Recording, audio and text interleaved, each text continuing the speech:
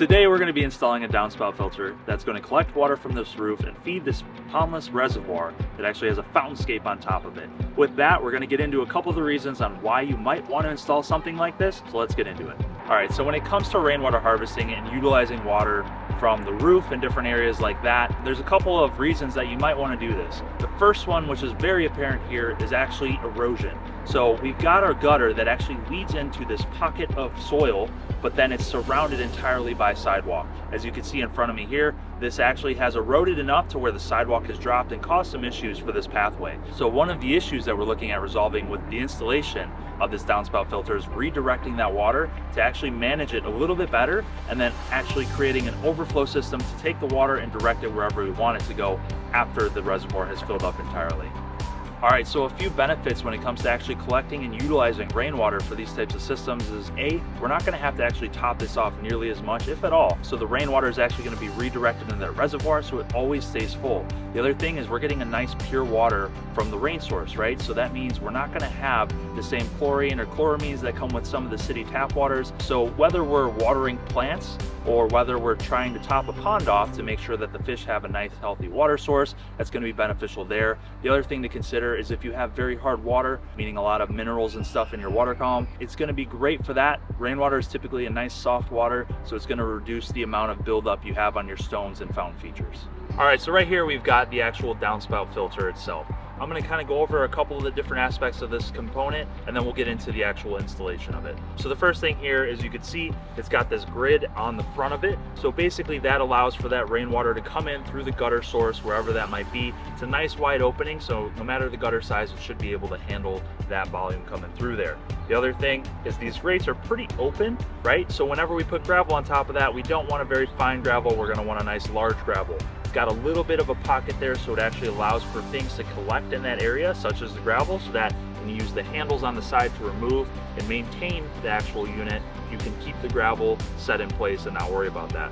Moving forward, the next thing inside here, you can see there's a pretty large reservoir. This allows for that water to build up and actually collect and then overflow through the front end here. So before it actually overflows, we go into the micron net. So this is a 300 micron net. So it's going to take a lot of the really, really fine particulates out of the water column before it actually enters your system. So it's really important because it allows for you to actually pre-filter any of that water coming in, whether it's leaf debris or different things from the roof. It's going to take that stuff out before entering into the system. The next thing here is we have the actual overflow system for the downspout filter.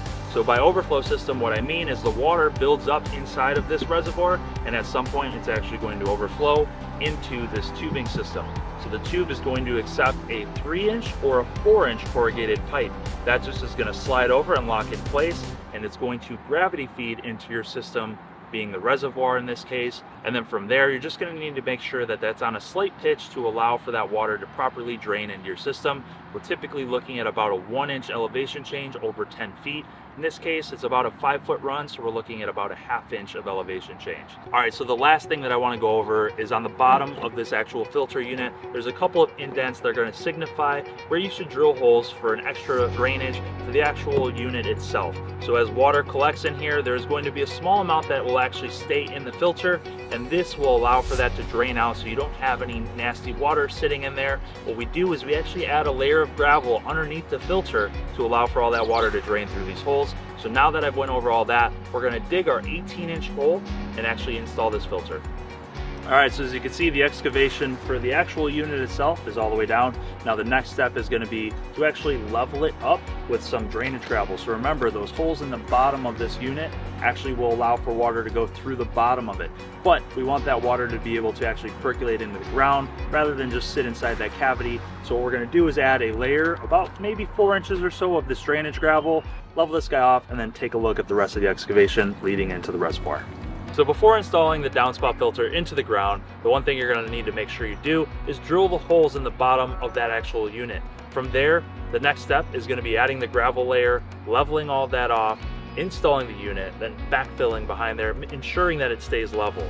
So So it's important to remember when you're setting the downspout filter, we're going to have to take a look at the elevations of not only the filter itself, but also your reservoir. We want to make sure the drainage pipe has a pitch going from the downspout filter downward into the reservoir. Without that, you could have issues with water backflowing through the system when it does get a little overwhelmed, and that would compromise your overflow on the actual reservoir. So from there, we're going to take a look at the elevations running into the reservoir with our drain pipe, backfill that, get that set, and continue with the project.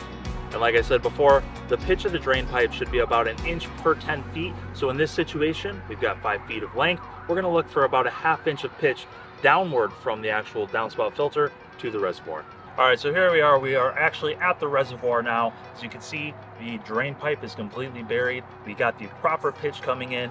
The only part left is over here, what is exposed. And so we're just basically gonna finish this with some rock work. So it's easy to disguise this. The one main thing we did is we actually ran the pipe over the liner, and that liner just kind of tucks under. So it's important to note that's actually the lowest point. So whenever you are setting your overflow system, just remember, if you run it this way, this is something that you're gonna have to deal with.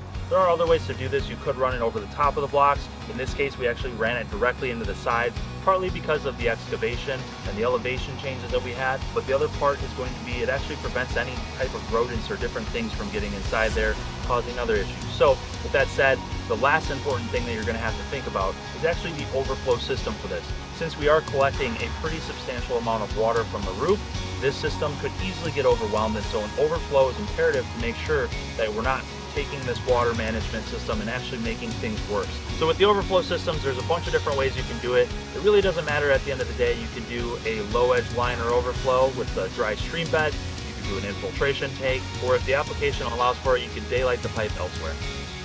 With everything else installed, the last thing I wanted to go over is actually the maintenance and the net installation for this. So what we're gonna do is install this net. It just sits on top of here like that. And again, it's a 300 micron net, so it's gonna take out a lot of really fine particulates. So depending on how much stuff is actually coming in here, if you have some gutter shields or different things that are gonna more or less kind of prevent various objects from getting into the actual filter itself, you might do a little less maintenance than if you didn't have those things. Other than that, what we're gonna do is place the lid on top of here, make sure everything is situated, add the gravel, and then finalize the landscaping. So with dirt and rocks and various things, that should be able to complete that project, and making sure that all the water is actually collected appropriately.